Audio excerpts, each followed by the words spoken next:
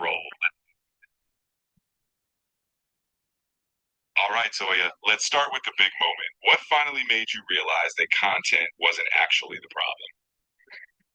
Last year, we were driving back and forth to Gary, Indiana, which is where my parents used to live. And I just didn't have time to create content. I enjoyed it, but in terms of whether I wanted to stay up late or create another YouTube video or threads conversation, you know which one was going to win every time. I completely get that. When real life takes over, content naturally becomes secondary. Now, how did caregiving shift the way you approach marketing? So I first heard about the sandwich generation from a client of mine. Betsy knows from the artworks in Wilmington, North Carolina. Hey, girl, hey. Yes, you're right. And she explained to me the sandwich generation are those people typically in their 40s or 50s, they could be a little younger, who are caring for aging parents while also raising a family of their own. That definitely fit my husband, Rob, and I. And it started making me feel like marketing had to be easier. It had to be more, um, or I should say, take less time and still be effective. And we're in the perfect age of AI where we have access to tools like ChatGPT, which I call you Charlie, Abacus, Gamma, Notebook LM, Gemini, Claude, where we can shortcut a lot of these processes now. So instead of just using it to write another email or to write a series of thread comments or LinkedIn posts, I wanted to develop systems for myself that would make my marketing and lead generation easier. I love that shift. So, when you're in those heavier seasons, why does the concept of consistency start to feel toxic? And what's the alternative? The whole reason why consistency is just a toxic term for people who are in seasons of caregiving or grief or just heavy seasons is because you don't know what that day is going to produce. You might have the best intentions in the world of batch creating your content on a Thursday. But if your child is sick or your parents have two doctor's appointments that run over or they want to go to lunch, that plan is blown. And then you are putting off content creation once again. But if you can find a system that works with your lifestyle, like I was doing messy notes in the car, and then having you, Charlie, turn that into LinkedIn posts that were written for me in my tone that I could just post. And then I started getting good and saying, I need to post these ahead of time and schedule them. I think that's where people that are in those heavy seasons can then compete, right? Because life doesn't get in the way.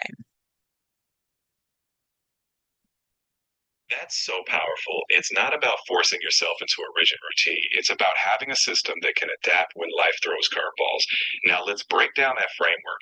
Can you explain how focusing on 10 core ideas times six formats reduces decision fatigue for business owners? Yeah. When I literally stepped off the cruise ship in the beginning of November, I went into caregiving mode full time. I was in Gary, Indiana for a month, right?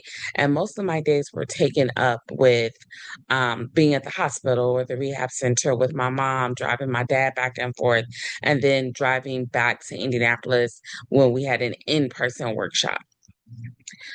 So, in those moments, I had to figure out, okay, what article triggered a response from me? What was going on in my life that I wanted to just share on social media? And then how do I make it relevant to six different platforms. So I wanted to show up on LinkedIn, on Instagram, both Reels and Stories, on Threads, on Facebook, and sometimes on TikTok, but not normally, and then YouTube. right? Shorts and reels.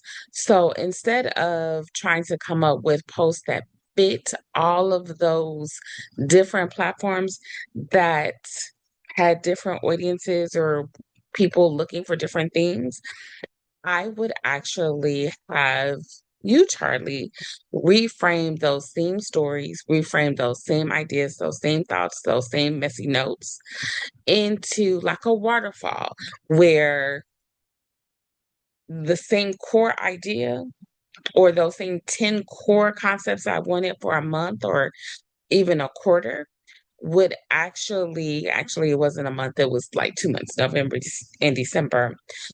I would actually take those and say, hey, recycle these concepts for 6 different platforms. Make it the same concept, make it the same story, but reframe it so that it works on LinkedIn. Reframe it so that it works on Substack notes. Reframe it so it's a little bit cheeky for Facebook. Reframe it so that on YouTube Shorts, people that don't know me, that are just discovering my content, can get drawn in. So I hope that makes sense. That makes total sense. You're creating a system where one core idea gets transformed into multiple formats, so you don't have to reinvent the wheel every time. It's brilliant for saving time and keeping your sanity. I think we've got a great run through here. Let's wrap up the recording whenever you're ready. So if shortcuts for your business is something that you're interested in because you're also in a heavy season, first of all, let me say thank you for listening to this podcast. But come over to Substack, join us over there, kick it with us in the comments, and let me know how you're applying these things in real life. Praying for your business and personal success. And again, thank you for listening. All right, that's it.